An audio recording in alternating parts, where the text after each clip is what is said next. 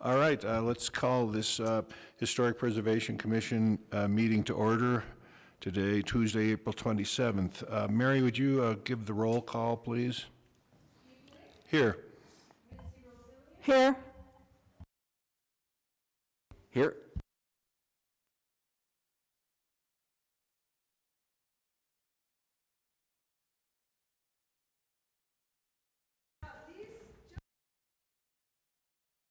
Thank you, Mary. We're all here.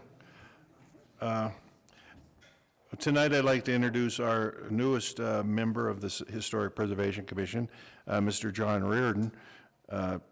John comes to us as an appointee from J.P. Gallagher, our executive director, executive officer of Butte-Silver.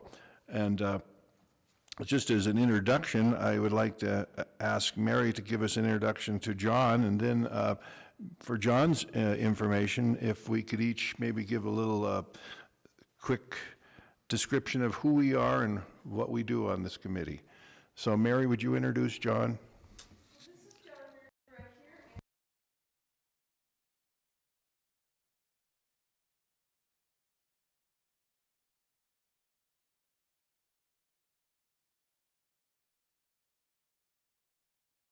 Excuse me, we got to remember to use our mics. On the commission, which I think is great, because John will, be able to go back and speak directly to the council on issues. But as far as that, I'd like John to talk a little bit about himself. So he knows himself better than I do. Thank you, Mary. I just want to thank you people for being able to serve on this committee. I believe the HPC is one of the major committees in the development of Butte and the tourism process. And the group of people that's been assembled here, I know almost all of them and all that are truly professional people and have nothing but Butte in their heart. So hopefully we can all get together and continue this process down the road and make things happen. As you know, with the influx of people, there's going to be a lot more coming at this Historical Preservation Committee, and I think it's going to require a lot of work from each individual. I'm really looking forward to working with these people and being an active member, and I appreciate being able to work with you. Thank you. Thank you, John.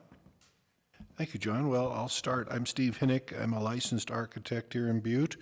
I've done numerous historic preservation projects, as well as continuing my practice on commercial and residential architecture. I've been a member of this commission for a decade or more.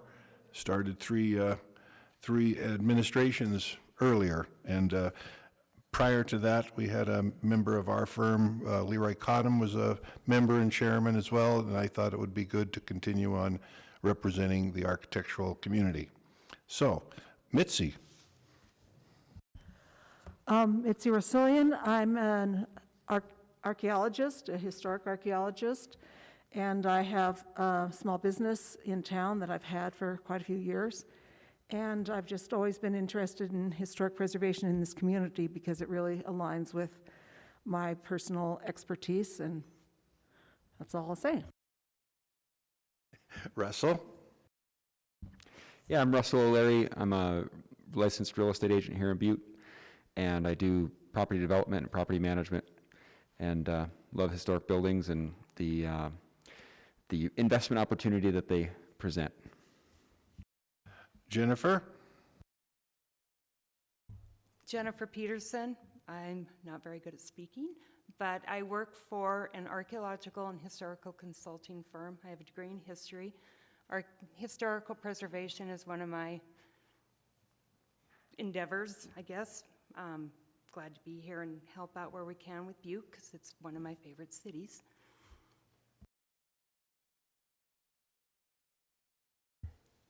I'm Bobby Stauffer, and I'm currently with Northwestern Energy, but I fell in love with writing about historic preservation and historic issues for the Montana Standard. And I'm also a Butte native who just loves our history and am honored to serve in the role of helping to preserve it. Thank you. John? Yeah, I'm John Weitzel. I'm owner-operator of Weitzel Signs. been in the sign business for about 40, 50 years now. Pretty close to it. And I worked in Las Vegas for several years. I moved back to Butte here in '91, and I come back to Butte because I just always loved the architecture here and to really try to enhance the way things look in uptown Butte and around Butte itself. And I look forward to more years with this, so thank you so much. Well, thank you, fellow commission members. Now we'll get into our reading of the approval of previous minutes of our meetings, and they're not available. So we'll skip through that. They will become available at a future date. Tonight, we have any members of the public that would wish to comment on the agenda. If you could keep your comments to 3 minutes, and if you would identify yourself. So any comments on tonight's agenda prior to the meeting? Hearing none, we'll move on to our presentation. Ed Randall has canceled his presentation for tonight, so we'll move on into our new and old business. First up, we have a design review certificate of approval for new construction at West Mercury Street. Mary, would you give us a brief outline of this project? Yes, this project is new infill construction, is proposed as condominiums. The intro photograph I had up there was from the archaeological dig on this property. You know, this was part of Chinatown, and several years ago, the URA hired Mitzi Rosillian to do an archaeological dig here because there was a lot of Chinese buildings there, and to help pave the way for this property to be used for redevelopment. So a lot of those artifacts are down at the, they're at the Maywa Museum and on display, and more information about that dig, which the Maywa Museum is the building right across the street from this property that we're talking about here today.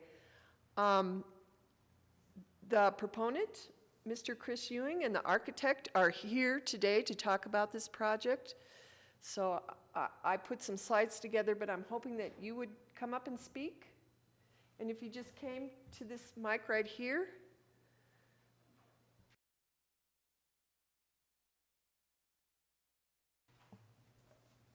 I'm Darren Cunningham. I'm the designer on this project. Chris Ewing with Audacitor Capital, the owner of the project. This is a project Chris came to me to talk about doing something that would fit in the Butte community and would provide specifically a live-work type situation. So we're proposing upstairs living, downstairs would be work with street frontage on Mercury Street. And we've worked with Mary a little bit on our first iteration and revised it somewhat to come to a consensus on how it should look. And this is what, as close as I've seen it look, is with our rendering here. And I'd like to know what you guys think. Could you speak a little into the microphone a little more, sir? Thank you. I'm sorry.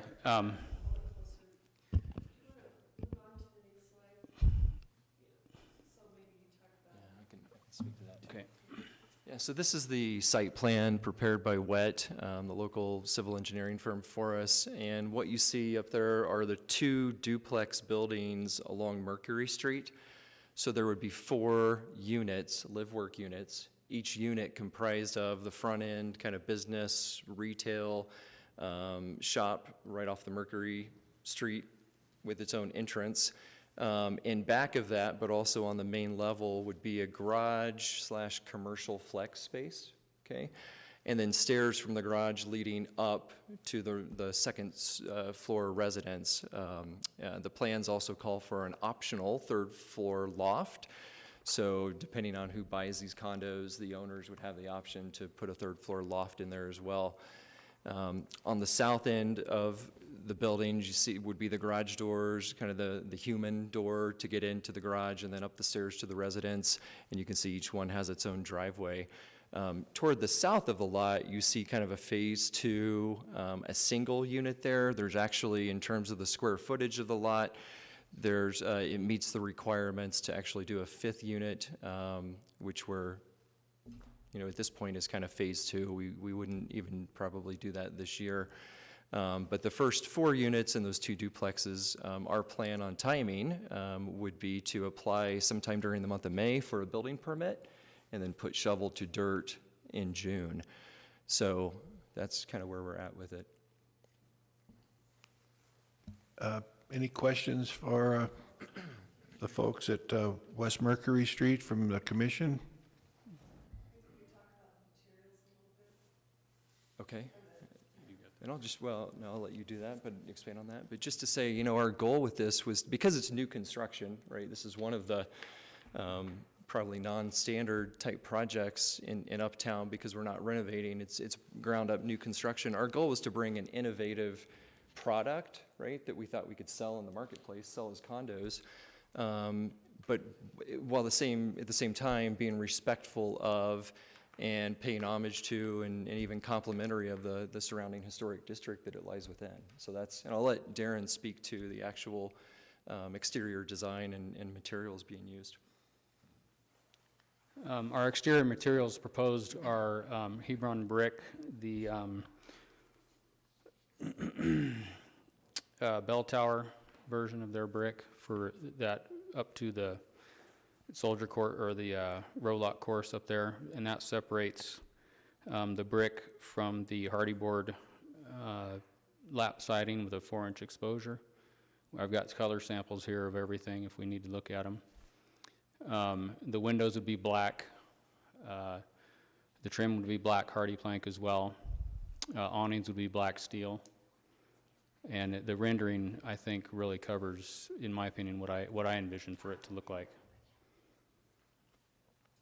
Roofing would be composition shingles in a charcoal color. I have the color here as well. And you may recall from the rendering, it showed a metal roof, which was one of our initial ideas, but in consultation with Mary, we've changed that in the design specs to be asphalt shingles.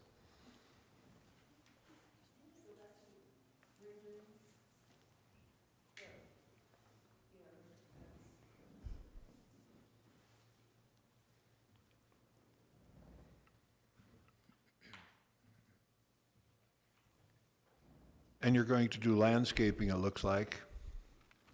And Yes, that would be. now, that, your entrance off of Mercury Street, is that a residential and a retail or the business that the person would be running from upstairs, or is that separate?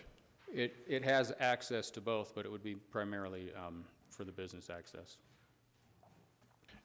And how many square feet are we talking about on the duplex and the split? Let me find that real quick. Do you remember off the top of your head? I do. Yeah, so each unit, so there's 2 units in each building, but each unit is 800 square feet on the main floor, 800 square feet on the second floor, and the optional loft on the 3rd floor would be less than 200 square feet. So somewhere between, if they just did 2 floors, 1,600 square feet per unit, up to maybe 1,750 with that 3rd floor loft. Do you anticipate any signage? Any signs on these, or would they just be individual, would they put that on the door or something? I know that we deal with signs. That's what I imagined was something on the door. I haven't spoken with Chris about it, but that would seem most reasonable to me. Any questions for this group from our commission? John? Yeah, the only thing I'm looking at there, I actually like to see it all the way up with the nice cornice around the top, but I understand how expenses and everything goes. My only consideration there is the canopies over the top there with the channel iron and the chain. It just seems so bland right there, so, and, you know, excuse me for being in the sign business or No, that's everything. fine. If there, would these be adaptable to put signage on them in a very discreet way? I don't see why not. I'm sure they'd be strong enough for a reasonably sized sign. Those I envisioned being black steel channel with the black, not chain, but black rod Oh, okay, that was the other thing I was gonna ask you about there, Black too. rod with a turnbuckle, yeah. Okay, and the turnbuckle will be up toward the building, right? Yeah, Okay, good. Yeah. It's just that on Rosendine building, they got the turnbuckles down the street level, so obviously they were scared of heights. right. That's my other question there too, is that because when people do open up a retail area like that, you know, the visibility for the signage and stuff is very important, especially when that first impulse when you see the business and that, so. Right. That's a good point, thank you.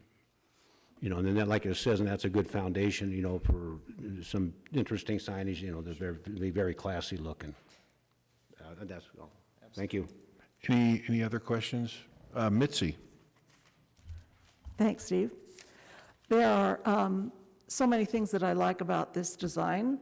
I like the fact that there is residential on the second floor, because that's sort of the thing that Butte did historically, is to have residential on the upper floor. I like the use of brick. I like the use, even though the sample you gave us was for color, was not on smooth surface hardy board, and the fact that you're using 4-inch exposure is very exciting. I want to see people in this community that are doing new construction or repair go to 4-inch from now on, because it really is so much closer to what I imagine it would be. I do have some concern about, and I'm not saying it's a deal breaker, but for me, ending the brick at mid-window is just, it kind of, all these things that you have done to use historic materials is kind of cast aside a little bit because of the brick going, the line between the brick and the siding going mid-window.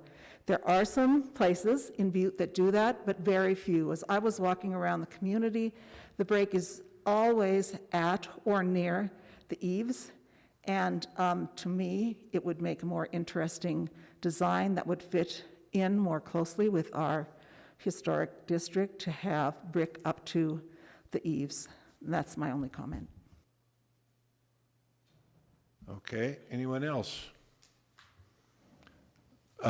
Russell? Yeah, this is a great looking project. I appreciate all the work you guys have put into making this try to fit into the district. The only thing I would say is I echo Mitzi's concerns about the hardy plank. I'm working on a project right now, and at the suggestion of our HPO, we went with a smooth siding and a narrow lap, and I'm really glad that we did, because I really appreciate the way it looks and fitting into the district, so you might consider that. Just to clear up any confusion, I know the samples that were sent around had the texture to it. It's actually going to be smooth. It's called out as smooth because I prefer it as well. I don't really like and it looks better in this context too. My comment, not necessarily, I'm not against Mitzi's comment, but I do kind of like the idea of having it below the eave line, only because it gives a little more height to the building, the appearance of the building at that split line. It appears to even be taller. I think if it was all the way up, it would look more like a barracks versus something that's, I guess I'm getting the feeling that the second floor is something different, and it's sort of rising out of the first floor versus it being kind of combined. Yeah, my thought was that it looks more residential, and that's what it is. So you said that you thought that this looked more residential? With the brick stopping below the eave edge, yes. Okay.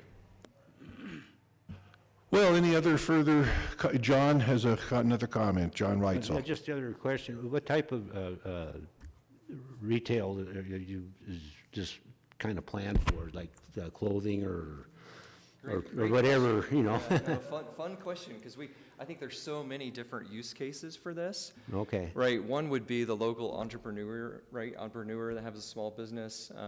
The whole slew of remote workers now relocating to Montana, bringing their jobs with them. And I think that it's really conducive for 1 to 2, maybe even 3 employees, right, in each of those spaces. And that could be the sole kind of practitioner, CPA, attorney, architect, right, that wants to set up a shop there. It could be on the retail side, an art art gallery, right, where you've got the retail shop up front, and they can use kind of the garage commercial flex space to design and paint or whatever. Could be a custom jewelry maker, custom T-shirt maker, that sort of retail. But I think the use cases are very, very numerous. Okay, thank you. Sure. And I might add that in some of my research and reading, that this type of combination is being fairly popular across the United States right now. The fact that you live and work in your same building. So, okay, so do I hear a motion to approve the COA for West Mercury Street as presented? I'll make a motion to approve the design review COA as presented to us here tonight. I will second. It's been moved and seconded. Any other discussion? Okay, all those in favor say aye for this motion. Aye. Aye. Opposed? Well, congratulations and good luck with the project. Great. Thank you. Yeah, much appreciated. Okay. Is Jean on? Okay. All right, let's move on to our second design review this evening. We have some new construction, some residential construction proposed for East Broadway Street. Mary, would you give us an outline on this and introduce any guests that we may have for this project? Yeah. So this project is for a building that will have 5 apartments in it. And it's up on that lot that we reviewed a little while ago for the Marcom development. You know, Marcom pulled out their lab from Butte, and so this lot was back open. You can see it's between the old Broadway Cafe, the new Athena's on the east, and the Butte Garage on the west. There's that top photograph is looking to the southeast.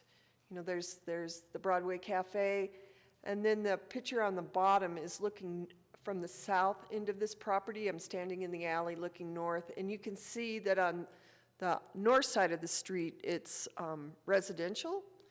There was more houses there historically. There's just a small scattering now, but this property, you know, had commercial buildings on it originally, and then I don't know when it was, in the 30s or probably the 40s or early 50s, they put public housing on it, and there was all these little houses. So it has seen both commercial and residential development. So I think that a commercial project here is appropriate because we're in kind of this mixed residential commercial area. It is a sloping lot, as you can see, and they are proposing to have the living space of the apartment built over garages that will be built into the hillside. And so with that, I'd like Chris to talk about it a little bit. You can go on to the, yeah. Okay, I'll do my best here. It's kind of hard. Our architect on this particular project is out of Bozeman. He was not able to make it this evening. We thought he might be able to call in. Your mic is off. Could you turn it on, please? Is that better? Yes. Great, thank you. So I was saying our architect on this particular project is out of Bozeman, SGA Architects. He was not able to make the drive over this evening, and I'm not sure if he doesn't sound like he's called in. So we'll give it our best shot here, but he does have the material listed on certain slides in here we can look at together. As Mary said, the goal with this project, it is just a multifamily development is what it is. We were actually able to get the zoning on this lot changed a few weeks ago. The planning board took a look at this and was unanimously approved the zoning request to change from R2, which would allow a duplex on the lot, to C2, commercial 2, which now allows full-blown multifamily development. And they were actually really thrilled to see more residential coming into this end of the town. That could be patrons for the nearby businesses and so forth. Across the street to the north is kind of a smattering of old residential homes up there already. So I think it fits really nicely with that.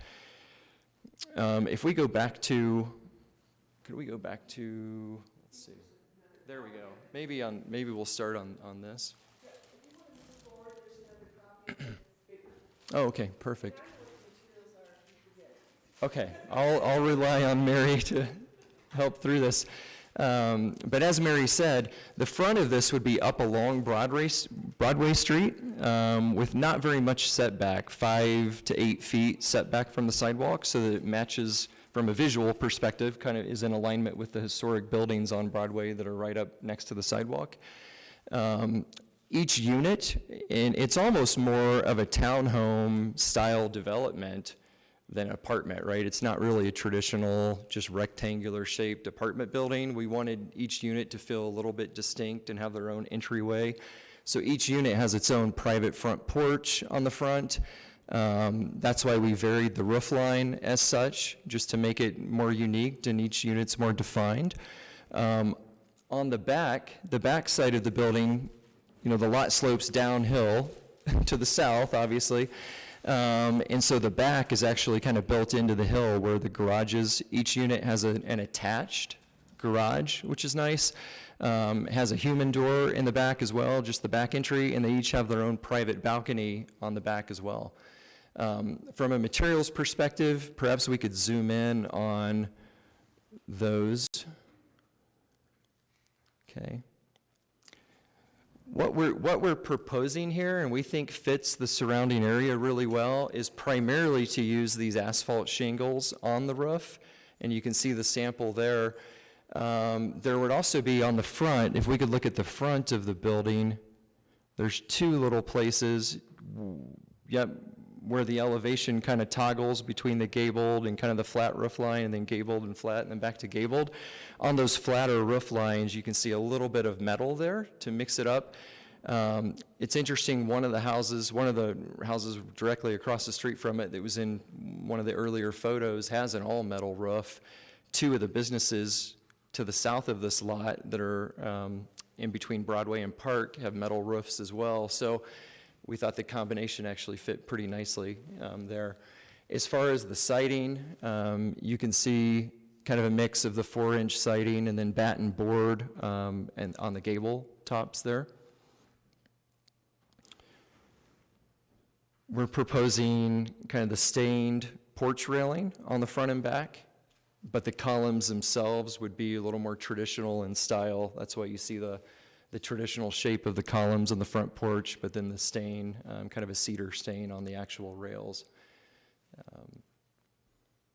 And then in terms of windows, fiberglass, black windows, kind of complete the look there. I don't see this board and batten on the gable ends, and maybe I'm just not seeing it there. Okay, it's very faint. I see it. Yeah, now I see it. Oh, yeah, right there. Now I get it. Okay, now I see it. Thank you.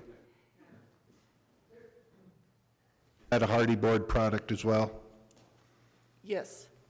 that- And they proposed they put a gray board and batten on the wall at the front porch. The front porch, right.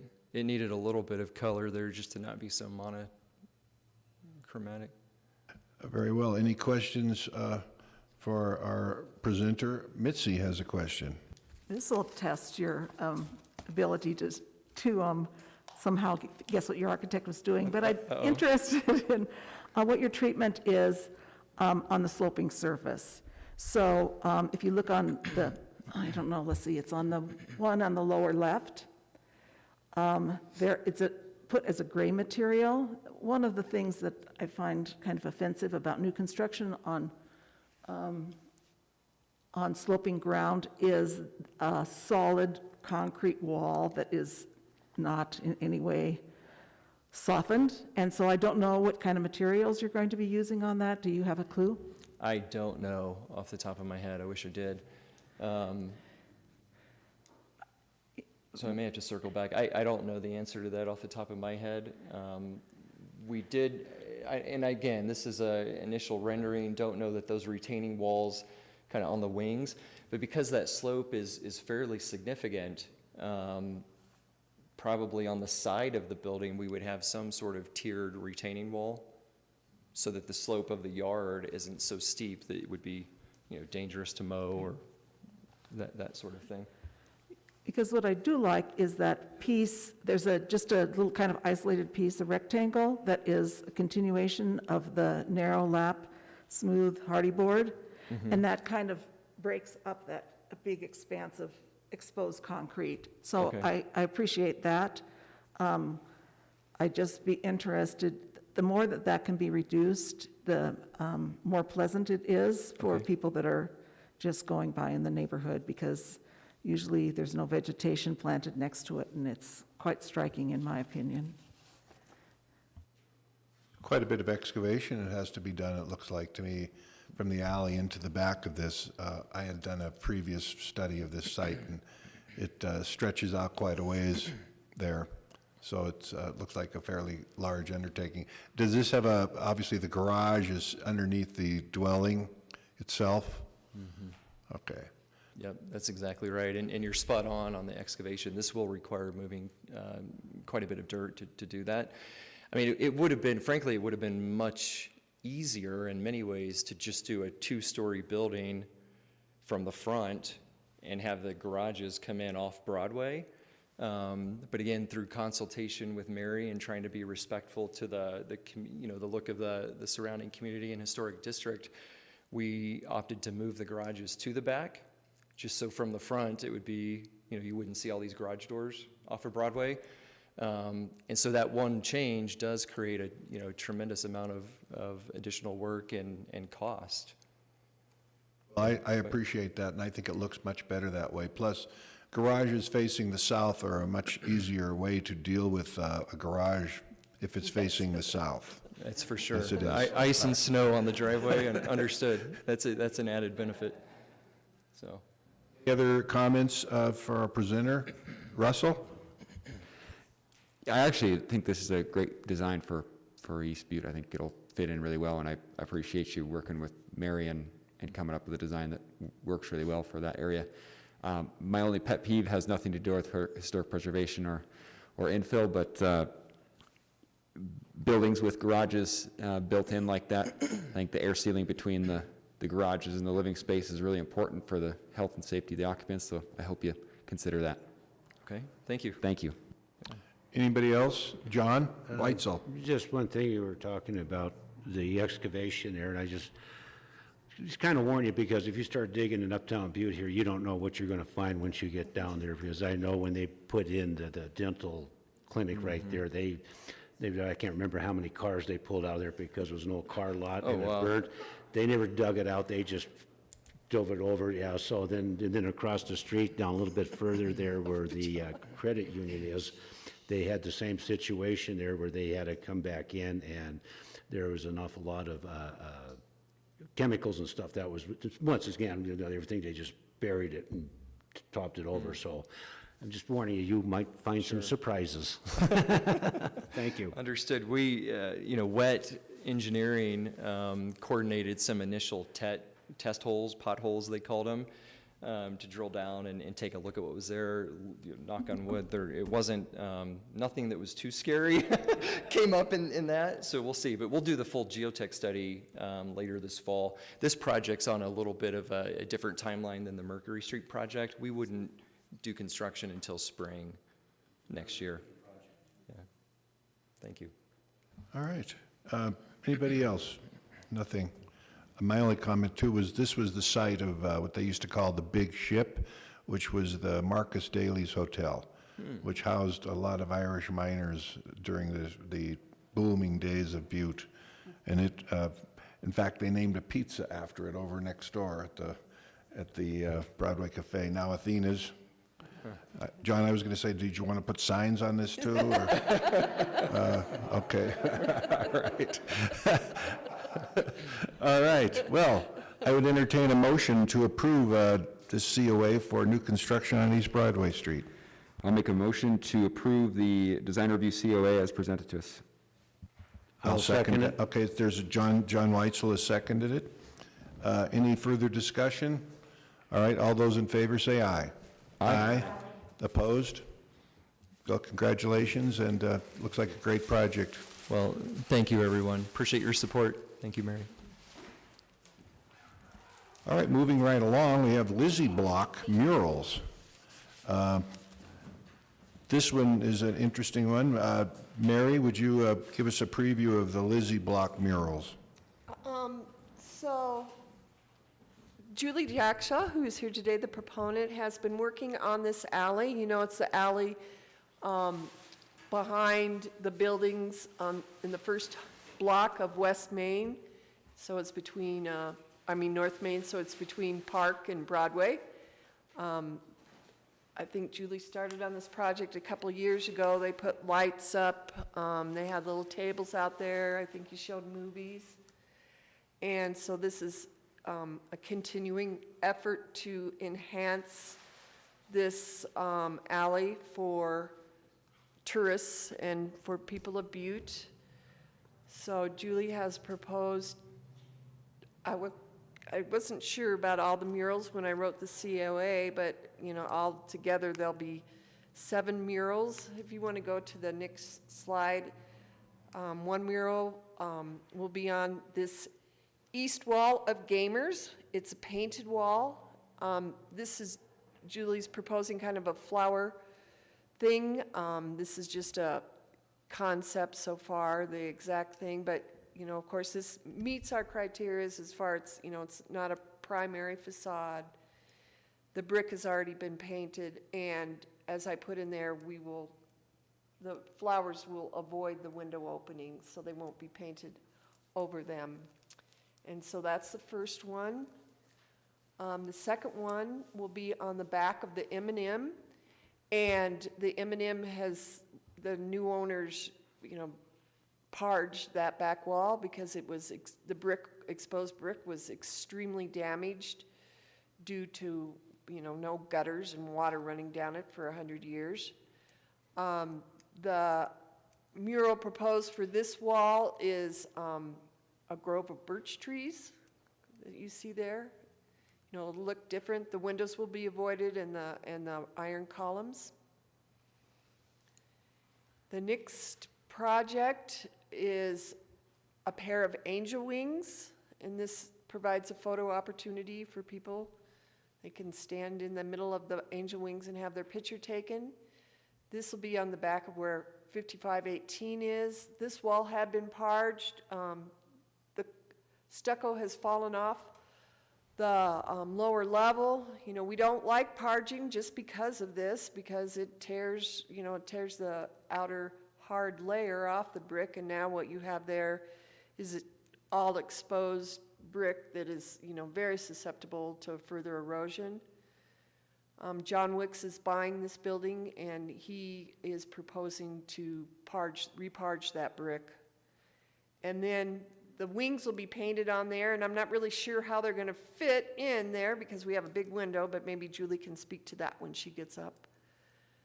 The next project is the Prudential building, which is, that 1960s building on the southwest corner of Broadway and Main. It's the back, this will be painted on the alley, and that alley wall is it's concrete, that's the original concrete, and it was scored to look like panels. And it's been painted. There'll be 3 murals, and the first one will be beyond that doorway, or to the south of that doorway, and that doorway is right, you can't really tell if you look at this picture down here, but that's taken, the sidewalk along Broadway is right above that, so it'll be, several feet back from the sidewalk. And then there's 3 different murals proposed for that, and those are just some conceptual ideas. Another fish, and I guess that would be an umbrella, so somebody could stand there and pretend like they're holding the umbrella and get their picture taken. Okay, and then the final mural is on the east wall of the old Christie's Furniture Store. There was a movie theater there, but now it's home to the Piccadilly Museum. And so it will be on that east wall. That again is painted brick. Julie is standing in the top photograph to the right. Julie is standing at about where that mural will begin, so it's set back, 10 feet or more from the sidewalk on Broadway Street. It will go down the wall and it'll wrap around the southwest corner and go a little bit onto the west wall. And that west wall is also a painted alley wall. So this is the conceptual design. I don't know if it'll look exactly like this, and I didn't see this till after I sent it out to you guys, but this is another, I guess, participation mural. It's a horn with stuff blowing out of it, and then somebody can stand there and blow into the horn and get their picture taken. So Julie, if you'd like to, anyway, this is, Julie, the URA is providing funds of up to $5,000 for these murals, and it's for the paint and materials only. Well, welcome. Would you state your name?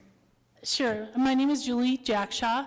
I'm the Regional Director for Headwaters RC&D, the Small Business Development Center, and then for Butte Local Development Corp as well. The alley got started 2 years ago, 2019. We did kind of a test with the city. We came before them and asked permission. We closed the alley during the day to all traffic and only allowed foot traffic through there. We had great response. So during that time, we had different tables set up. We did get the lights hung up in the alley, which I think have really added to that area. The building owners are all in full support of the alley. They at first wanted to see how things went, but because of our success that first year, we have them all on board now, with the exception of one. And I haven't reached out to him, the owner of Mr. Deschner. Yes, I haven't reached out to Mr. Deschner since that year because, of course, COVID hit last year. We applied for a SARTA grant and we were successful. That will help us to buy more tables and chairs for the alley, as well as garbage receptacles, planters that are going to go in and they'll be on wheels so that we can move them. Right now, we're currently using some donated planters from Headframe Spirits that we put flowers in. They're extremely heavy to move, which is a good thing because they didn't move throughout the alley. But when we have to pick them up and put them out, it's really hard on my staff. So through the SARTA grant, we were able to secure that, as well as a stage that you'll see us build back there. So we can have, like a small band, outdoor music, maybe some poetry. We're trying to make the alleyway more usable, and we want it to be an event space in Uptown Butte. And what we found was we did hold a movie there. We had just around probably 50 or so people join us that evening for the movie. We had popcorn and sodas available, and it went really well. And I will say that Mr. Jeff Francis, that owns the Piccadilly Museum, he donated outside cameras to our project. So he paid for them and had them installed, and his comment was that since the alley has moved in, he has seen a lot less vandalism to his property and a lot less trouble within the alleyway. And that's been the response from the M&M owner, Mr. Wick, and then the people that own Beyond Butte, Beautiful Butte. So it's been a positive thing in the community. A lot of folks, as you travel, you've probably seen the interactive murals where you can stand in front of them and take a picture. I know it sounds really crazy maybe to a lot of folks, but they're extremely popular and they draw people in. Like, people will stop, get off the interstate and travel to these destinations to take these pictures, to tag the community or tag the space in them. So some of the murals will be interactive, and these were just some ideas that we had presented to the actual artists. So I can't guarantee that they'll be exactly as they look in the pictures, but the fish, for example, that is actually the artist that was selected. That's her own artwork. So I would imagine that her artwork will look very similar to something like that. But the other two ones were just ideas that we proposed to these artists and said, can you come up with something similar to this or something that could be utilized the same way? The one artist that is going to do gamers, her name is Patty Austin. She is an artist here in Butte. She'll be doing the flowers, and she wants to add a head frame to it. So you'll see that as well. She's in the process of drawing it up and getting it ready to go. Our plan also includes putting an archway between gamers and the Party Palace, and if I can't work with the owner of the Party Palace, then I'll move it to the Broadway side. But that was part of our starter grant, and it's a nice metal sign, and it'll say the Lizzie Block Alley. It'll be, I do have the drawings for it. It looks a lot like the one that they just did behind Montana Tech at the bike trail. So I think that'll be a great placement. We also hope to, phase 3 would be to work with the city to repave the alley and make it appear as more like a cobblestone alley versus an asphalt alley. And of course, I'm gonna have to do a lot of talking to make that happen, but that's kind of like our next step to the alley after we get the murals up and we continue. I met with the Butte-Silver Fire Department. They have signed off on the archway and given us our blessing. The alley will remain open during the evening, I'm sure, to allow access for emergency vehicles, but during the day, they will allow us to block it off so that, you know, if traffic had to get down there, they'd have to move whatever it is that we decide to put in there as a blockade. We did have bike racks up the year that we were open, and they worked fairly well. But we're looking for something more a little bit pleasing to the eye. Any comments for Ms. Jacksaw on this project? Mitzi? Thank you. Because of kind of our previous, I don't know what do you call it, our vote on what would be appropriate for murals in our community, we had very specific recommendations, and they usually did, and they didn't cover alleys. Well, they essentially we were really focusing a lot of our attention on what would happen on unpainted brick that was not in alley settings. But one thing that we did include, and one thing that I think is imperative, I hope the commission will agree to stick with it, is peer review.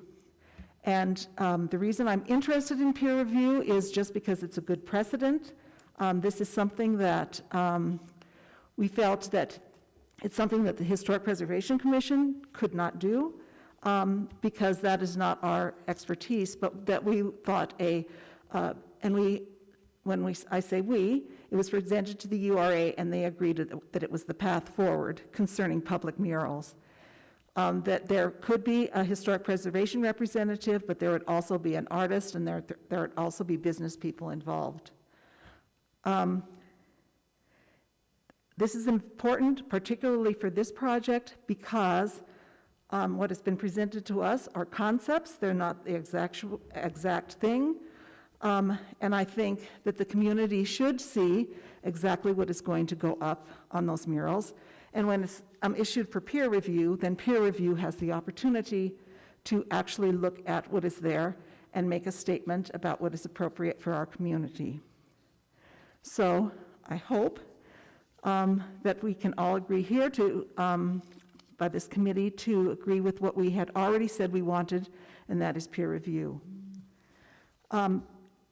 We didn't say anything else that we would really, is something that we would necessarily talk about, but I do have a question that is my concern about that alley, and that is that the murals would be a graffiti magnet. There is more graffiti that is coming in our community lately. It's at a slow pace, however, it's still troublesome. So one, I'm concerned about the graffiti on the murals, and I'm also concerned about graffiti on places that aren't going to have murals that will also be a target for graffiti.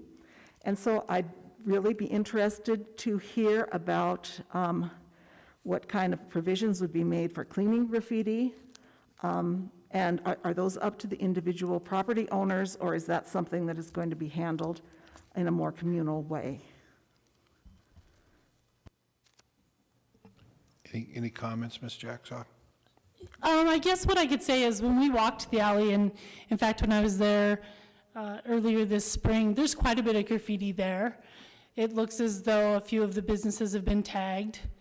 The back door of the Prudential building got it, Gamers has it, the Piccadilly Museum has some stuff written on it. I will tell you that the year we operated the alley, we had no graffiti and no damage to the buildings. And I think it's just because of the presence of people there and the fact that people were utilizing it. I think that over the year of COVID, when we were unable to open the alley due to the fact that COVID was there and there was no way to ensure, social distancing and to keep people safe, a lot of vandalism happened over that 1 year time frame.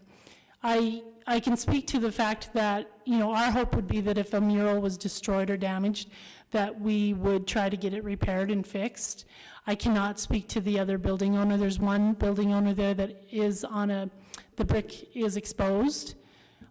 I honestly do not think that once we get the murals up and installed, that I don't think that we're gonna have a huge problem with it. I think most people in the community have embraced the alley. I can't speak for what happened on the wall with gamers and that. Maybe it was boredom. I really can't tell you, but I do know a lot of folks go there to take their pictures and such. And so by having interactive murals, my hope is that they will take pride in it in the community and pride in the fact that we actually have improved the space. But I can't give you my word that there will be no tagging of graffiti. I see it all over Butte, and I've seen it, on a lot of businesses in the uptown area as well as downtown. Our hope would be to work with Butte-Silver Bow, to work with the building owners, and of course to work with URA to clean it up. It's, we had the EDA team in here working on a Brownsfield site for us on Mercury Street, and we took them through the alley, and they were extremely excited that Butte's moving forward with something like this. The master plan folks, they're talking about lighting more alleyways up. So I think that it's just, and the installation of the cameras will help as well, hopefully, because Jeff gets really good feed off of that. So, there may be some deterrent there as well. Thank you. Anybody else? John Weitzel. It's on. Yeah, I really like this project. One of the concerns I'd have, though, is you're going to have these artists there, and they're putting a lot of work into it, and I hate to see it vandalized. And I'm not sure what kind of paint you guys are going to be using. I myself, in the years I've been involved in the sign business stuff, I've been using the one-shot bulletin colors. They're very heavy in pigment, and they don't fade as like the latex. And there's also another organization that's called the Letterheads, or excuse me, the Wall Dogs, the Wall Dogs. And this is what they do. They go around the country and they paint these fantastic murals and old historical signage and stuff. And they have a real good website there, and they also have a very good consultation. And with all the different products, like there's a two-part epoxy that they do put on some of these murals, especially like the bottom 8 feet and that, and so it makes cleaning off the graffiti much easier when it does happen and that. But I can be more than happy to get you that website for the Wall Dogs, because like it says, they have an outstanding organization there to walk you through an awful lot of this stuff. In fact, a couple years ago with George Everett and that, a couple of representatives did come here to Butte, and we did have a meeting about some of the ghost signs and stuff. And but it's a very informal organization, and they're very trustworthy. Yeah, so I'll be more than happy to get you that information. It'll help you walk you along with this.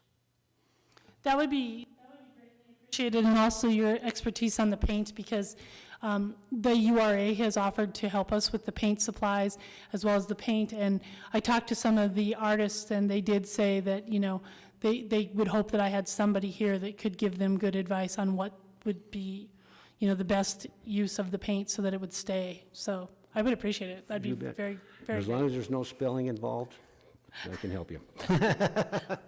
Thank you very much. I have a comment. I have a real problem with the flowers on the Curtis's Music Hall. I think it's totally inappropriate for one of the most historically significant buildings in Uptown. I won an AIA Design Award for the restoration of this building back in 1985, and I've seen it be bastardized with poorly designed canopies and errant signage. No offense, John, but that signage looks terrible.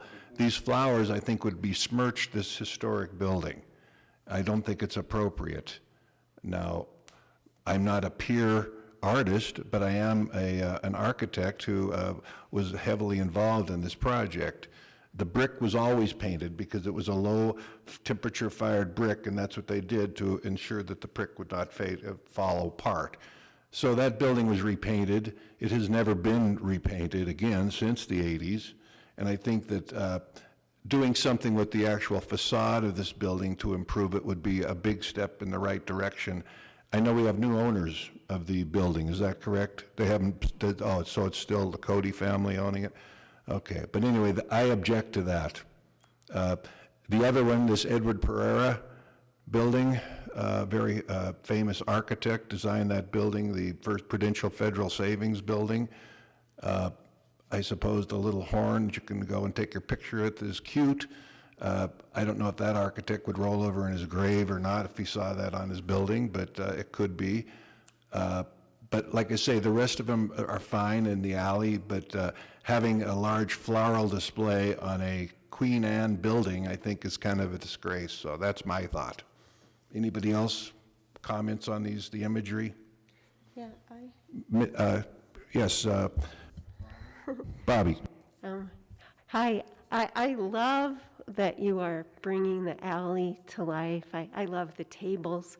I love the lights. I think the idea for a stage and planters, I think all of that is wonderful.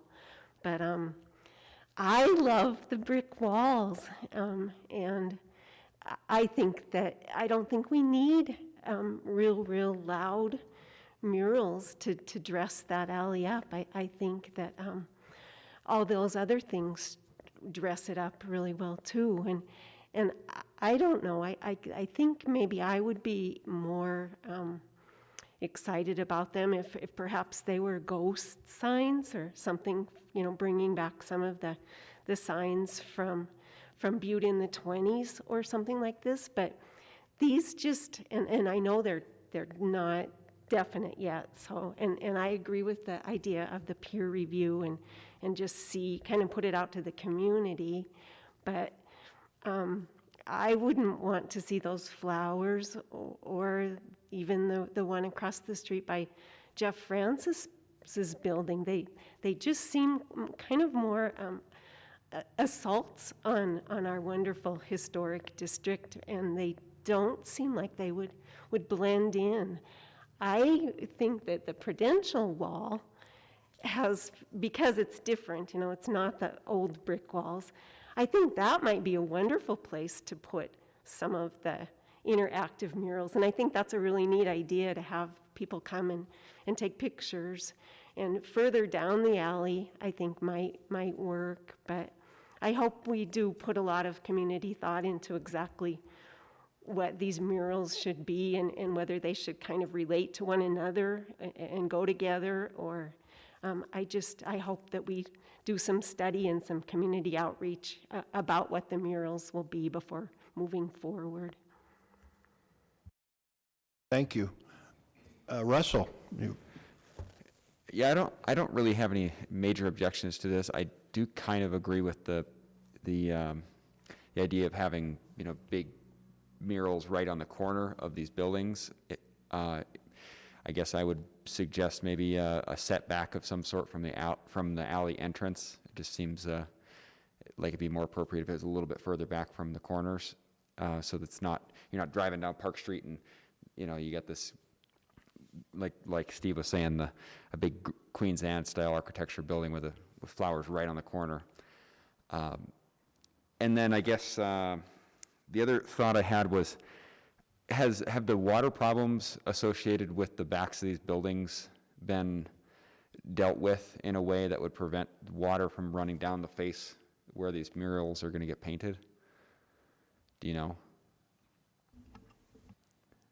Just from what I've seen in the alley, is that on? Just from what I've seen in the alley, the John Wick's wall is definitely that and the M&M are the two that I think have had some water issues. There is some brick on Mr. Francis's wall that is falling off of the wall, and so we talked to him about that. There was some concern with some broken windows in the Curtis Music Hall, and folks had expressed concern about being out there at the table and the windows broken out above falling on them. Yeah. So I've reached out to both of the building owners and spoke to them about the buildings. But as far as water damage per se, I haven't seen a lot of water coming down the sides of any of those buildings. The M&M and Mr. Wicks are pretty bad. And the other one that sits in between them, if you go back there in the winter, it's pretty logged up with ice. But we're not proposing to put anything on that building at all. Oh, yeah. One of the things that I've noticed over the years, you walk in Butte alleys, of course, you get these gigantic, ice towers coming down off the back of the building. And one of the things I'd worry about a little bit is, you paint these murals, you spend a whole bunch of time and effort to make them happen, and then they just get waterlogged, and you know how brick is. As soon as you paint it, the water gets into the brick, you get that freeze-thaw cycle, spalls the face of the brick off, and then you're back to something that could look really ugly. So I don't know if there's a way that we could address the water issues if they haven't already been addressed, before the murals get painted, but that would be my other concern. Anyone else, comments? Mary? Well, I just wanted to talk, could you go to the one, the M&M photograph? Not that one. There. I believe that, there was no gutters. There was no gutter system on the back of that building for years, and that's why you had so much damage. But I believe as part of that, them parging that wall, they installed new gutters, and you can see, the gutters. There's one over there, and I think that's one too, I'm not sure, but there's one at the north end of the building. And so I do think they attempted to address so they have a good gutter system there. I guess I didn't really, when I went down and looked at the project, I didn't think about that for the other ones. I didn't notice, that certainly there was damage on 5518, and then they're going to address it. And I think that maybe you can go to, is there gutters on there? It looks like there might be a gutter coming down on the south end. A downspout? Well, is that keep going down, keep going down. See, that's a gutter, downspout. So I think those two, because they're, they have owners now that are more concerned about taking care of them. Like the Richards and Rochelle building where OMG is now, that wall is horrible because it didn't get taken care of, and I don't know if the new owner did anything about that, but you're not proposing to put a mural on that wall. I do think the Prudential building has a good gutter system, and I'm just assuming, because there isn't much apparent water damage on the Piccadilly or Gamers, that they've been taken care of. But that is a very, very, very, very good point. Thank John. John Reardon, you had a comment. Thank you, Mr. Hennig. I really think this is a great project that you're putting together. The only thing that concerns me, as Mr. Hennig has stated, is the fact that these buildings going in the front, that alley, believe it or not, has a lot of history too, and I really like what you're doing, trying to get things going. But as we go through this, and I know it's in the minor stages, there's really no, should I say, theme, or maybe your idea is basically more or less like a art museum or something like that, where there's a variety, and I respect that. But I think with the Gamers building, with that concept going in, it's kind of like getting a tattoo when you're in the rest home, you know what I mean? It's, I think it's, I don't think it would be very well accepted, and I think I have to agree with, I think we need some input. I'm not being critical of your ideas, I'm not being, but with these ghost signs around, and I get we got enough shamrocks, we got leprechauns, we got enough mine hoists and all that. That's what we're all about, and I understand what you're trying to do. As I sat here and listened to it with a concept, and I believe everybody probably has been in Las Vegas, is New York casino come to mind. And the facade inside is basically the walls and the buildings in New York. And I don't know if that would be fitting with some more, that would more blend in. But like I said, you're going to a historical deal and you come around the corner on Park Street and you see a beautiful building, and here's this barrage of flowers and that, you know, and then you go up and here's a fish bleeding, I don't know what's going on there or whatever, but I get it, but I just think that, you know, it needs more thought, and I think it needs more acceptance, especially being where its location, where it's at. So I think that, if, you know, maybe we could take a different look at it, or, you know, some reasoning and all that, but I'm 100% behind what you're doing in that alley. I think you've done a great job in Uptown Butte, and we'd like to work with you. So don't think I'm being critical. I just had a few ideas. Thank you. Thank you, John. Yes, Jennifer. Yeah, I'm here. I love the cobblestone look. That alley would just, I had said it in 2019, if only it had cobblestone. If that could happen, that would be great. I hope you all agree with that. We've been through the cobblestone situation here in our committee behind one of the old brothels on Mercury Street in the alley there. We went through a whole thing about replacing them, and then we had another alley. So if you can find them, that'd be great. You got to dig up the street first. Sure. Right. Right. Yes, Mary. I would just, there's a couple things. First, just to stay on the cobblestones, you know, Butte-Silver has a lot of cobblestones tucked away. And I do think this would be a great project to use them in. You know, it's not inexpensive, but I think that would be great. And I think people would be supportive of that. You know, I can't speak for the county myself, but as far as juried art, the URA, Karen has been in discussions on trying to form a public art committee that would be, you know, have representatives from the art community, a HPC representative, URA representative and stuff, so that public art projects could be looked at. Unfortunately, that hasn't been put together yet. I think it needs to get put together right away because there's more mural projects coming our way. And maybe, you know, I can talk to Karen and express the urgency of getting that going, because I do think it's really important that there's public buy-in, you know, and it shouldn't, you know, I certainly don't want it to be all the Historic Preservation Commission's responsibility to jury the art. The URA doesn't want that responsibility, but I think we could, you know, put a good team together, and that would take a lot of the angst away. So that's all I have to say.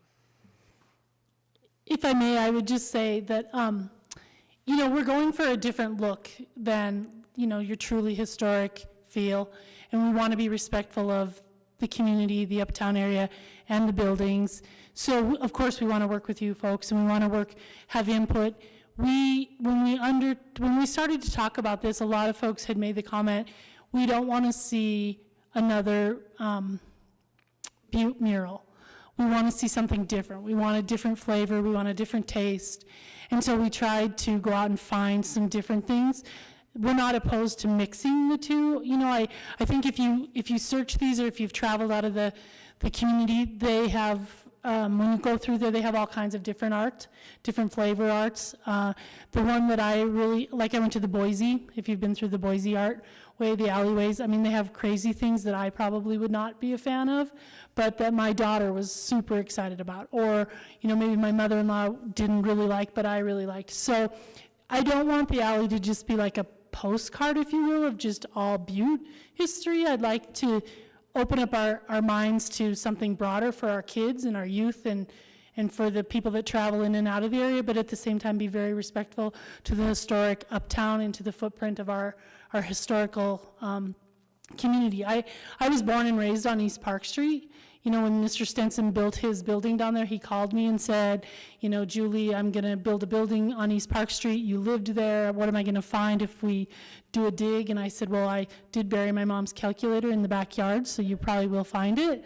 But I want to be respectful, and we want to be good citizens in the community. But just so you know, our feeling is is, we're trying to marry the two. We're trying to give the community a different appeal while being respectful of the history. Very well. And the arch, I didn't send a picture to Mary, but I sure can. The archway is very historical looking. I think you'll really love the archway. So the archway would be where the flowers are too, is that what you were proposing? Yeah, that picture has the flowers right on the walkway, but like when Mary and I walked it, if we did those flowers there, the idea was it wouldn't start on the corner of the building, it would start back. We want you to have to get out of your car and walk through the alley to enjoy it, not just simply drive by and see it. Yeah, if you need an elevation of that building, I have it drawn up. It's a beautiful building. Just come by my office and we'll see what we can do, but On the archway, I should just let you know that I did reach out to Mr. Loggins. He has to give his blessing on the project. We agreed that we would like to see it on this end of the, on Park Street, because more people would see it. It'd be more visible. At this time, we have the blessing to be on the Broadway side, but our hope is to move it to the Park Street side, just for visibility. Mary? Yeah, when we were talking, I didn't realize that that was a SARTA grant project. And SARTA grant is another public incentive that does have to come to the HPC for review, so. Okay, Mary, are we to make a decision upon this tonight? Is that correct? Mitzi? I'd like to make a motion. Very well. I move that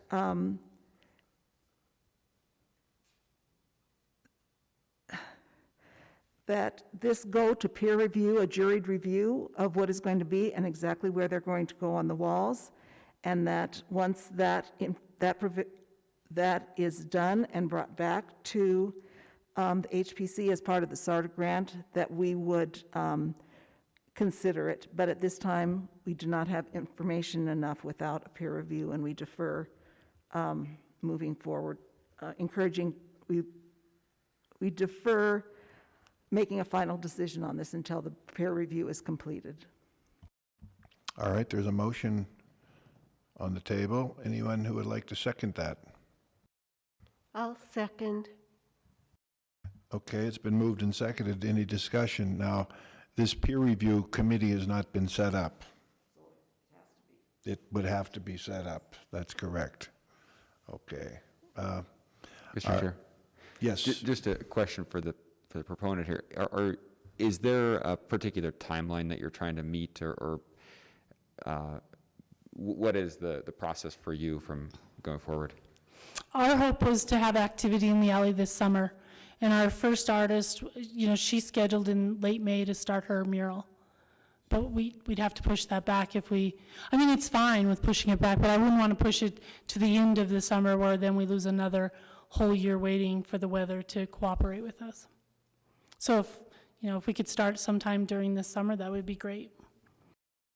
And not all of the murals have to be done all at once, so that's another thing, but we would like to get some activity in the alley. Right. At this point, we're the only peer review they've got. So, okay, it's been moved and seconded. I'll ask the question. All those in favor say aye. Aye. Opposed? Aye. So, one opposed. We're going to go with that motion. Would you like to have Mitzi redo that for you? No, did you vote nay? Nay. Okay. I voted nay. And the reason is, it's really not, that's something that has to be organized and done, and I know that they have a fairly short time frame, so hopefully that can be done. All right. I'd just like to say, we'll get together with Karen and see what we can get put together quickly. Okay. I don't think it should be that hard to do, and, maybe at least we could get the one mural that you want painted this summer, for sure, get that, okay. Thank you all, and thank you for your service. Okay, very well. Continuing on, and I know that our group here would be more than happy to volunteer to be on that peer review committee. Design review COA for 412 West Granite Street. Mary, would you explain what that is? The proponents live in California, and they were going to try to call in if they got in time home from work, but they didn't think they'd be there. So anyway, it's just a simple window project. 412 West Granite sits between the Queen Anne at 410 West Granite that had the fire that is being rehabilitated as we speak, and then the Mission Revival style house that the people that own Cassandra's have. Here's the picture right here. They are proposing to replace all the windows on the front facade. They say they're in really bad condition. They've owned this property since, I believe, 2012. When they got it, it was, it had a new roof, but the interior needed to be rehabilitated for use. It had been abandoned for several years. Anyway, so they're proposing to put in Anderson Series 100 windows, fiberglass, of the same size and operational design as the existing windows, which are, so there'll be 1/1 double hungs and then cottage-like windows as well. And so I recommended approval of this project. Any questions on this project? I just wondered on that large cottage window, these fiberglass windows, this is Series 100, is it strong enough? I mean, Series 100 is the lowest end of Anderson windows, isn't that correct? Well, I think vinyl's the lowest end of. Not for an Anderson. No, the fiber, it's a composite fiberglass wood product, and I think they're very strong. I mean, we can ask Russell. They're made of PVC and wood fiber. I think they're like 60% wood fiber and PVC. They're kind of a byproduct of making wood windows. Okay, that sounds fine. Any other questions or anything? I would move that we approve this design COA for 412 West Granite Street. Do I hear a second? Second. It's been moved and seconded. Any comments or questions? All those in favor say aye. Aye. Opposed? The ayes have it. It'll be a good project. Yes, Mitzi. I just want to say one comment about this building. I was in this building at least 15 years ago, and there was wild cats living in it. It was atrocious, and the county wanted to tear it down. And now we have a building that is in use and was not torn down, and thank God for that. Yeah, I'll second that. There was a fire in it too. And one of the lobbyists for the Montana League of Cities, Alex, Steve, help me out. He grew up here. Yeah, it was his house, and I'm thrilled that it's getting fixed up. Amen. And next door, they found a dead little corpse upstairs. It was quite a shocking thing there next to this house. Yeah, I know you were working for the paper at the time. Okay, we have another demo. We have a demo request now for 121 East Aluminum Street.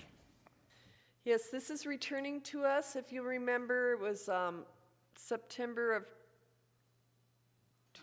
2020 that Big Sky Properties, which is Town Pump's realty arm, came forward and they asked for demolition permit for the property next door at 117 East Alabama.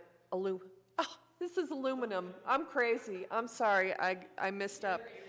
Yeah, it's been a long few weeks. And then this little Queen Anne house at 121 East Aluminum. We approved the demolition permit for all the buildings on the 117, which is the property just to the west or right or left of 121. There was several buildings. The house was in real disarray. Big Sky Properties agreed to let a lot of salvage go on of materials.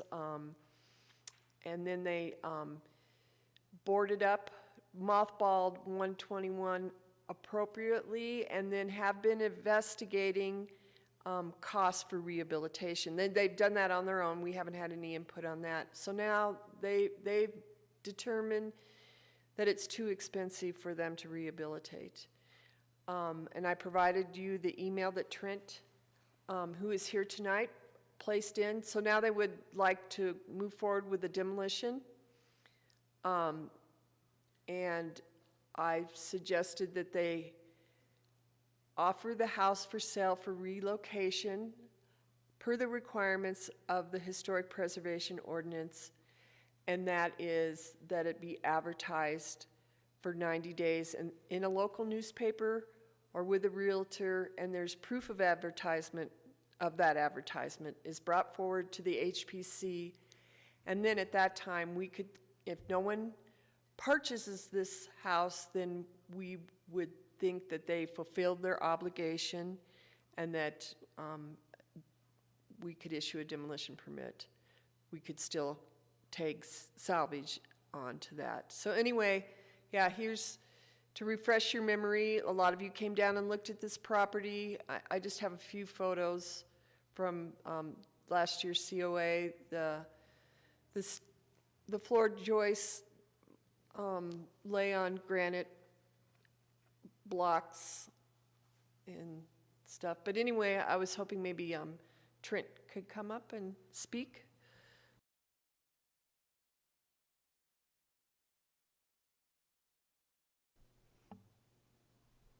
Chair, members of the commission, Trent Biggers with Town Pump and Big Sky Property Management.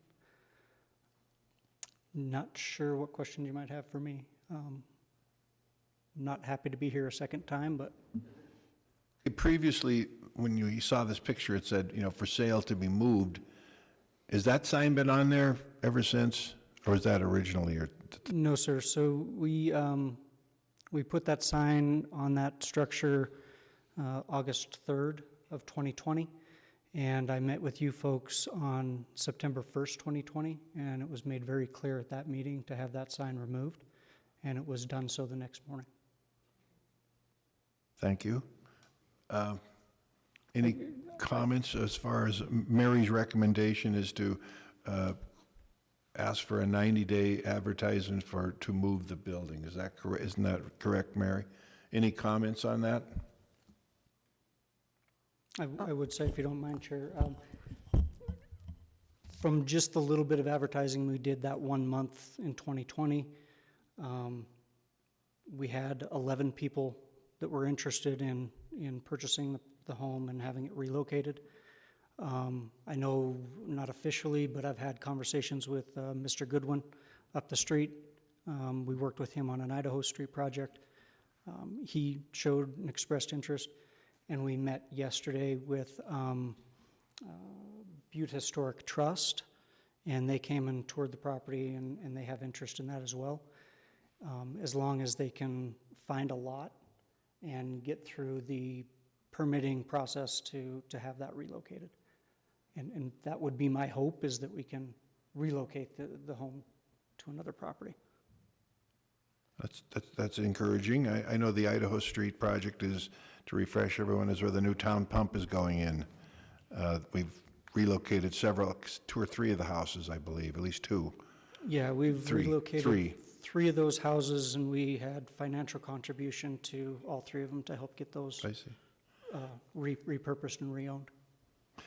So let me ask you this, if indeed you can get an agreement for someone to take this and relocate it within that 90 days, would they have to still go 90 days, Mary? Oh, if they had somebody, that was a viable opportunity, and, the planning requires that a foundation is in place. I mean, there's a lot of steps that have to happen before the move. But certainly, if they had, an active project underway, I mean, before the 90 days, we don't have to advertise it for that 90 days. If there's a viable buyer and meets all the requirements. And, I'm on the board of Butte Historic Trust. I know we're very interested, and we're actively looking for property right now.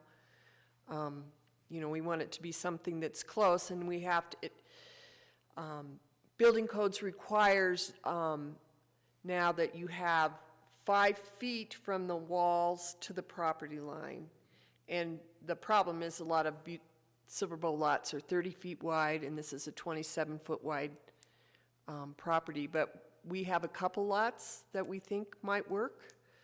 But, you know, certainly there's other people out there that may be interested in this property. And, you know, with the way things are in Butte right now, there's a lot of interest in residential property. And I actually talked to Dylan Pippenage, the assistant planning director, about this project, about, you know, how wide the clearance needed to be on either side. And it's not just, you know, 5 feet to the next house, it's 5 feet to the property line. So anyway, he thought this would, you know, that there's a good potential that somebody might purchase it and relocate it. So I think we need to, you know, we need to follow the ordinance, and we need to have this attempted. And then if it doesn't work, then we can approve a demolition permit in good conscience. Very well. Mitzi? First, I want to say, Trent, I really enjoyed meeting you and had the opportunity to work with you on 117 East Aluminum, and also having the opportunity for another HPC member who's no longer here to tour 121. That, to me, represented something that was missing from the relationship that the HPC has had with Town Pump. It does not in any way lessen my concerns about the way Town Pump does business concerning historic buildings. And that is, I can't, if you can explain to me, I would be interested to hear it, but I cannot understand why the building can't be sold on its location right now, instead of having to be moved. That is one of the things that is considered by the ordinance, and actually is one of the 3 stipulations for a demolition request. So I'd appreciate a comment regarding that. And the other part is, you had mentioned something about a financial incentive to the people who had moved houses from Idaho Street, and I don't know what that is. That could be a private arrangement, but as far as I'm concerned, going forward, I would expect, even though it's not in the ordinance, for Town Pump to make, to offer a financial incentive to any moved building that is equivalent to the estimated demolition cost. It is what is done in the world of historic preservation, Montana Department of Transportation, when they had truss bridges in the past, and they wanted it to be moved. They knew a truss bridge to do a demolition was going to cost $30,000, $50,000 to move. If somebody else took it and moved it to another location, or if they used it on the location, that was $30,000 or $50,000 that the Transportation Department did not have to use. It's a good model, as I said, for historic preservation, and it's something that, although it's not explicitly stated in the ordinance, I think is the least we can expect from Town Pump going forward. So maybe if you could at least first address why you will not sell but Town Pump will not sell the property as is on the lot in which it is. I'd appreciate it. The only comment I have is with respect to selling the lot and the structure on the lot is we're not in a position to sell properties. The building is in such disrepair, and it's just not a feasible project for us. With respect to financial contributions, I think that in good faith, we've done that on every opportunity we've had, and where every potential buyer has needed assistance, we've done our best to provide that. So I think we're well aligned in that. Thank you. Yeah, Mary?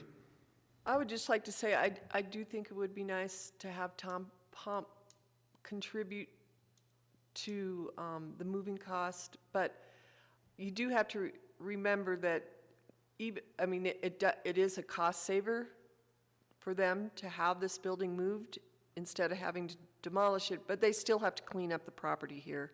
They have to take out the basement and get rid of all those materials as well. Okay, so it's Mary's recommendation that the property owner advertise this structure to be sold and moved. Isn't that correct, Mary? That was your recommendation? Is advertise it for 90 days? Right, until it sells. Right. All right. Do I hear a motion so forth with, that would agree with that recommendation? I'll make a motion to ask the proponent to advertise the property for 90 days or the amount of time that it takes to move the property or find a suitable buyer. I think that's all we need, isn't it? Okay. Yes, and then after that 90 days, Mary would report back as to whether or not they were able to find a buyer for it. So do I hear a second to that? I'll second. It's been moved and seconded. Any further discussion? All those, John, you had a discussion. Just really quick, just as a footnote, right down the street from here on Iron Street, over a block to the east and down there right by R&R Electric, there's a 4-bedroom house that burnt recently, and I was really surprised. I thought it was going to get torn down, but they have went ahead and they've got the new rafters and everything. They're completely rebuilding it. You go down on 2nd Street there and in places around my old neighborhood and stuff, there's an awful lot of these older houses that are getting bought up. And so what I see here, I think that there is a good possibility of this thing actually probably being purchased and moved. I just see a lot of good things happening right now in Butte, and so I don't have a problem with this property here at all. Thank you. Anyone else to do comment? I'll second that. John Reardon? I'd just like to comment, you know, we had some difficulties with this ordinance and all that, and Mary has always followed the ordinances to present this to the council. And there was a couple questionings with the subject that we dealt with and all that, but she is following the ordinance that is available in Butte for these buildings, and we really respect you for honoring that too. So, thank you. From our perspective, I would expect nothing other than what the laws, rules, and ordinances are of the city and the county. Okay, thank you. Yes. Anyone else? Yes, Russell. I'll just second John's comment there that the average price of a home in Butte right now is up over $205,000, and from a year ago it was about $175,000. So the calculus on homes in Butte has changed significantly, and I think that should bode well for historic structures like this one. Okay, it's been moved and seconded. All those in favor say aye. Aye. Opposed? Nay. One nay. Mr. Chair, if Yep. I could, one struggle that we've had in the past, and I hope that I could work with Mary, and maybe she can help me with some city processes. When we get potential buyers, we're not 100% sure what the path is to get them before Mary and before the city planning. And I hate to get the cart before the horse. And so if I could maybe work with Mary and get some direction on what are the steps I could provide a potential buyer so that they follow the rules, they get the appropriate permits, they don't get too far ahead of themselves, and make sure that it's quick and as easy and painless for them and the city and you guys as possible. I would be happy to prepare a flow sheet. And the only thing is I'm going on vacation Saturday and I'll be gone for a week. I don't know if I can get it before I go Friday because my schedule's very full, but I'll talk to Dylan and maybe he can start putting something together too, because I think that is really, really critical, because, and then we can just have one thing, you gotta do this. You know, the critical thing is going to planning and you know, getting the Yep. the foundation and stuff, but I would be happy to take care Some of sort of that. handout I can just Yes, hand people and yes, say, yes. you got to follow these rules, and when you do, and all the boxes are checked, then we can enter into a buy-sell and close the book on it. Great. Mr. Chair? Thank you so much. Yes, Mr. Russell? Just a question for Mary. Just as a matter of procedure, do we actually, if they find a buyer for this home, we have to come back and actually issue a demolition permit at that point, because it's the same as a demolition, moving it within the district, correct?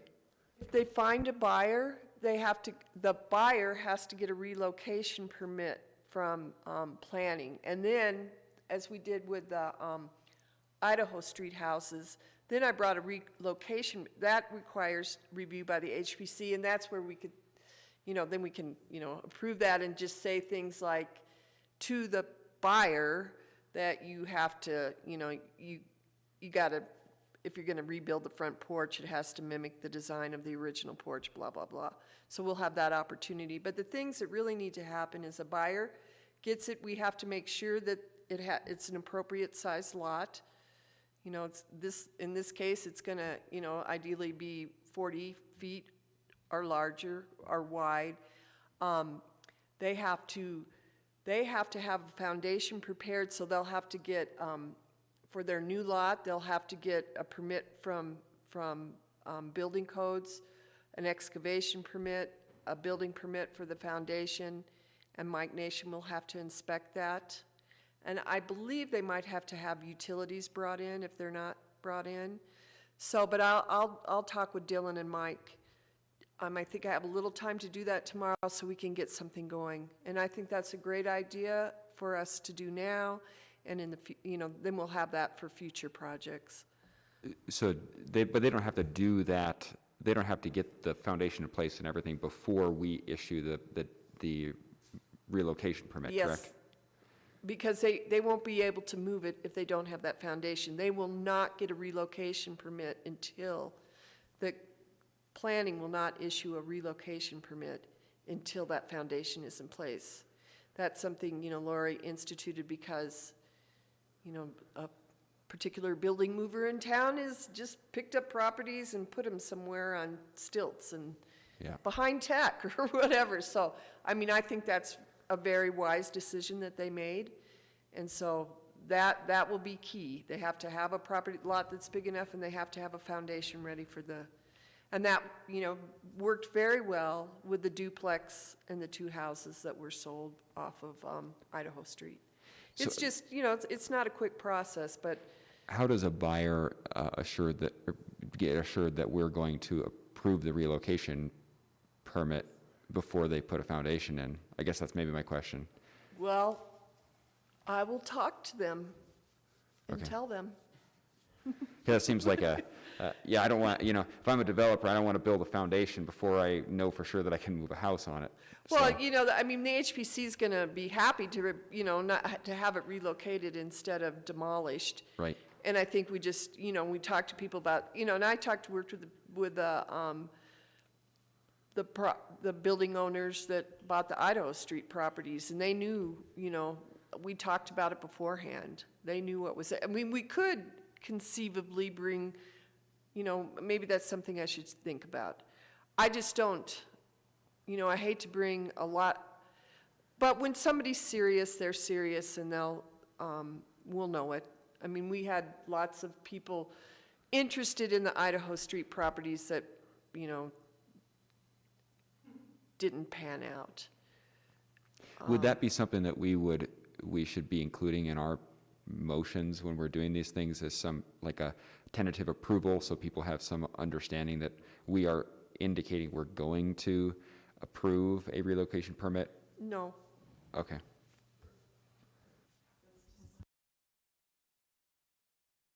Right, I was just going to say, I don't remember, I don't even know exactly where we put the Idaho Street properties for sure. I don't know if we've ever inspected them. I have. Well, good. Everything okay? Yeah, Melissa Odell, and I did bring it back, she moved the duplex to South Dakota Street. And in the process, you know, she was going to try to keep the brick veneer on the first story. They were able to save the brick veneer on the second story, but not on the facade, but, I mean, on the first story facade, but not on the side and rear elevation. So I brought that back to you, and she, with the request that she put in LP smart siding, forged and exposer, smooth and reddish in color. And then we asked the brick to be wrapped around, to use the brick that was still, and I know she's got the siding up, and it really looks nice, and there's still the left, I don't know if the brick's up, I haven't seen it yet, but there was room left for it to go back. You know, she consults with me all the time on that, you know, about paint colors and everything, and then one of the houses was moved up on Missoula, and they definitely followed, and that house looks like it was built there. The other house went down in the Greeley neighborhood. It went out of the landmark district, but I thought that was a better option, and I have to say I haven't been down there to look at that one. Thank you, Mary. I knew I neglected to remember that we looked at that duplex. Okay, our staff report. No, actually, we have this design review COA for the Basin Creek caretaker's house. This is one of your projects, Mary.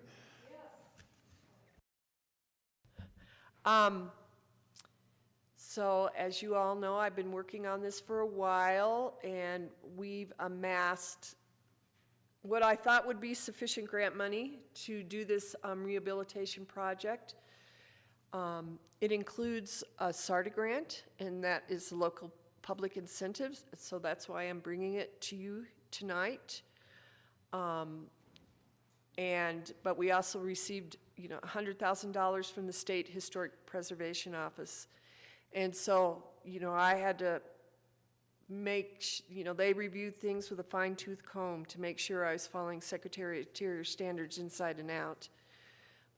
So what I've done tonight is just brought you the exterior renovation, rehabilitation, and I probably went crazy, and maybe I won't go through it, every little detail with you because it's getting later. But we also have a donation, I guess you would call it, from Butte-CPR. And, you know, then we had a match. We got to use the insurance payment that Butte-Silver Bow received for the vandalism suffered by this house. We got to use that insurance payment as a match for these grants. I also have a grant out to the tourism office for the handicap access to improve the handicap ramp. And this has turned out to be more difficult because of things getting this bidding document together, and I've had things pulled together, and I've been stalling a little bit, waiting to hear about the tourism grant because that's another $20,000. And we just got notification again the other day that they're still waiting, and, you know, hopefully by the end of the legislative session we'll know. But the idea is that we will rehabilitate this house and inside and out, make it livable again. There's a big living room on the main story that we were going to use as a visitor center. And that visitor center will be a place where people will be able to,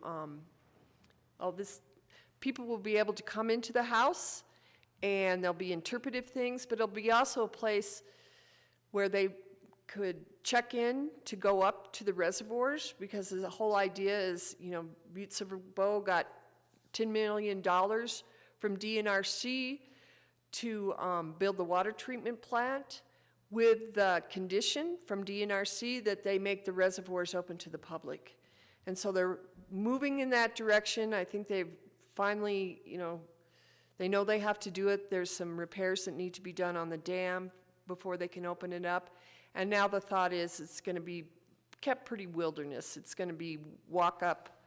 You can go fishing, you can go hiking, but there may not even be, they were talking about having non-motorized boating, and that may go by the wayside. if they can't keep people away from the dam. Anyway, so you've seen these, you know, where Basin, you probably all know where Basin Creek is located, have been down to the park. And this house was built in 1913 when the Butte Water Company was adding 13 feet on to the original dam, which was a stone masonry dam that was built in the 1890s. And in 1913, they were adding 13 feet of concrete onto that dam to make it taller. And they used the caretaker's house, I think, during construction. There was a previous house there that they built this onto it, and it was on the front of it. And the earlier house they used for a dining room. And then at some time, and I don't know when, they tore that back part off and left the caretaker's house. So you want to go on? We'll just flip through these. This is, you know, a tinted photograph of the park, and the caretaker's house is the building to that one. And then the gazebo's still there. That other building is still there as well. It's a log building. You want to move forward? Here's a drawing of the house that was completed by the engineer that supervised its construction. So this was how it looked right after completion. Here's how it looked in the late 30s or early 1940s when it was still being used. So here's how it looks today. As you know, it suffered a lot of vandalism. High school kids came down here. They were under the assumption that a witch lived in this house, and they knocked out the windows and beat up the doors and then beat up the lath and plaster inside, as you can see here.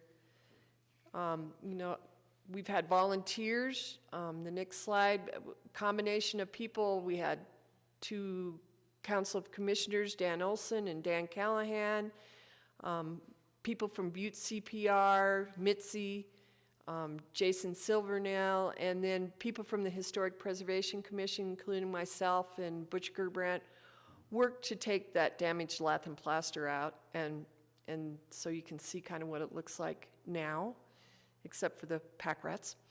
Anyway, and then we go forward. So a big, this exterior renovation, the windows are a huge thing that SHPO cares about very much. So we're using, there's a few windows that are left, but they're in really bad condition, so they're going to be replaced as well. There's 2 a small hopper window and a fixed window on the west facade that we're going to keep and reglaze because they're still usable. But most of the windows are these multi-light over one double hungs, and we're replacing them. I mean, all the windows have been closely reviewed by SHPO to meet their standards.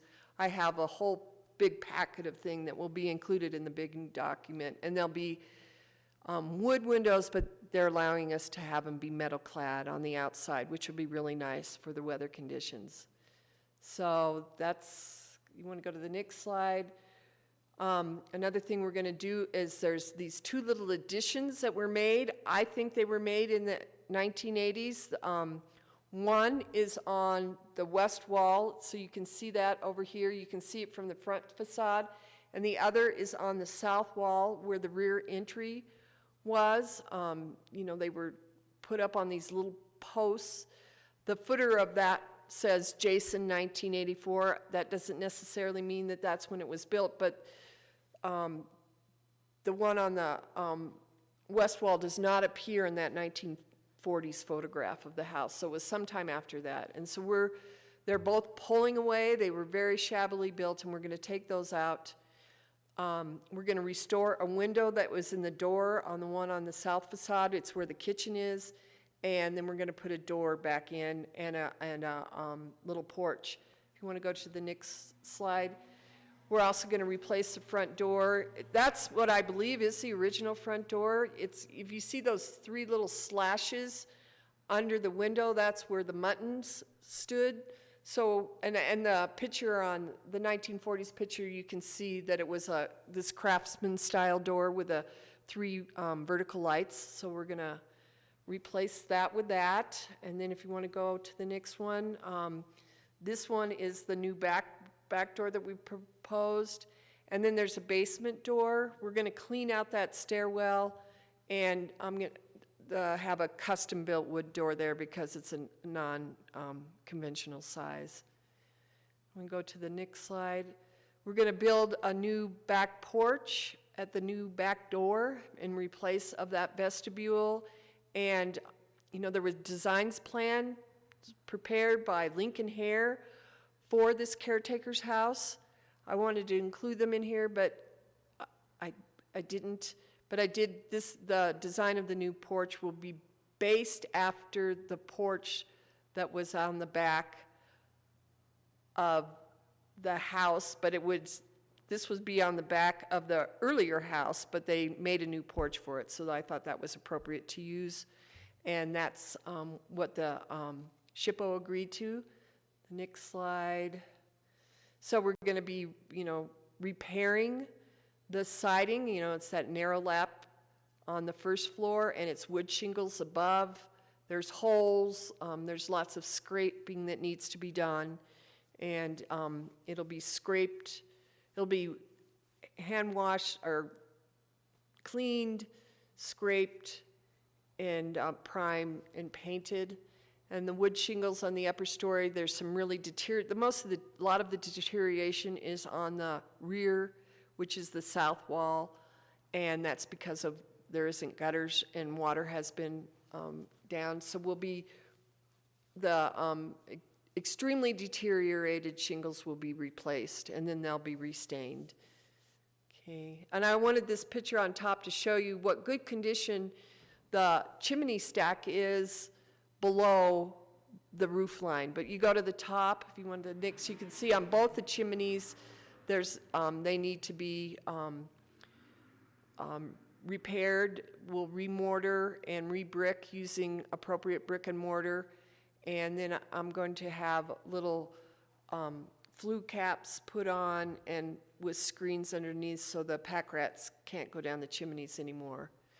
We'll also be parging the concrete foundation, and that will be done to Secretary of Interior standards. They will be provided the bulletin that says how to do that. The next picture, yeah, we're going to do a lot of repair on the porch. The first thing is the substructure. It just needs to be straight. You know, there's posts that are out of whack. That middle photograph you can see, and they need to be straightened up and secured. We need to do some grading around the house because the water is coming down. There's a big mountainside on the west side, and it's coming down and it's flowing under that porch, and it's caused a lot of that damage. And we're going to have that regraded to keep the water away from the house. We'll be Oh, the picture on the bottom is one of the piers, that pier at the end, and the piers need to be, I don't know, they need to be either fixed, they have to maintain the same shape and form, or in one or two cases, they might have to be rebuilt and replaced. There's a pier you can see at the front staircase that's damaged. And then we need to replace the railings around or repair the railings and replace missing or damaged elements. So you want to go to the next. We have to rebuild the handicap. There is a handicap ramp that I believe was maybe put in here in the 80s or 90s when for a time they used this as a place for brides to get dressed for weddings, and I think they put this in now, and so this handicap ramp needs to be brought up to current standards. It'll be, paved. There's the top photograph is the access up to the top ramp, and needs to be paved. This on the right is the top ramp, and it needs to be completely rebuilt. And I've actually had Joe Tavery, who has a BS in architecture and an MA in historic preservation from the Savannah School of Art and Design. He prepared a design for the new handicap access ramp, and that was approved by SHPO. It's basically, you know, it's quite similar to this, it's just brought up to standards. And when the next photograph, oh, that's it, okay. So I didn't put all the interior stuff in there, but I would like to share that with you at some point. But I'm just looking for approval for the exterior renovations right now. Thank you for your presentation, Mary. Any comments from the commission? John Reardon. Mary, with this handicap entrance and that, I'm familiar with the park and all that. To get to that building, is that maintenance road going to have to be done to handicap specifications too? Not the road, but we're going to put in a new sidewalk from the road to the ramp. And it's going to be a wide concrete sidewalk. So it'll provide access to the front door and the ramp. All right, is the fireplace still intact inside? The fireplace is still intact. It's beautiful. They did a little marking on it, but very little. And I mean, that's kind of heartening to me, is they kept their graffiti away pretty much from the fireplace, and there's just a few on the wood floors. But they really attacked the walls. Okay. Thank you, Mary. I had a question, Mary. You were going to repoint and repair the top of the fireplace chimney. What I was going to suggest is, if indeed you can't match the mortar color down below, maybe that you should repoint that, all the brick, so it looks homogeneous. All the whole chimneys? Well, I mean, yeah. Yeah, well, they're very tall, I will take that under consideration, they're very tall chimneys. Both of them, and the brick and the masonry below the roof is just in outstanding condition. I don't think it will be hard to match the mortar. Oh, that's why I say, I just didn't want it to be a jarring difference when it passed the roof, that's all. Okay, all right, then you can color your mortar, right? Yes. That's what you would do. It says, in my document, again, all this had to be approved by SHPO, and I didn't maybe be as specific as I should have in the stuff, but it's all, you have to match texture, composition, and color. I know that. Thank you. Okay. Any other comments for Mary? I would move that we approve the improvements for the design of the Basin Creek Caretaker's House as reported and presented tonight. Do I hear a second? Second? It's been moved and seconded. Any other discussion? All those in favor? Wow. All those in favor say aye. Aye. Opposed? The ayes have it. Mary, congratulations, and it would be great to see this moving forward. Yay, finally. It's been a long haul. Okay, we have some, I don't know if you have a staff or member report. Mary, nothing today. No. Announcements, Ms. Stauffer has been appointed to the SARTA board as our HPC representative, and we appreciate that so much. Thank you very much, and I'm sure you'll do a great job. You're enthusiastic about it at the appointment. So, you haven't been to a meeting yet, have you? No. Okay, fine. Well, I know Mitzi's been on it before, and we had one other member on there. Any public comment on anything not on the agenda tonight? Hearing none, I would move we adjourn. All those in favor say aye. Aye. Good evening and have a great tomorrow.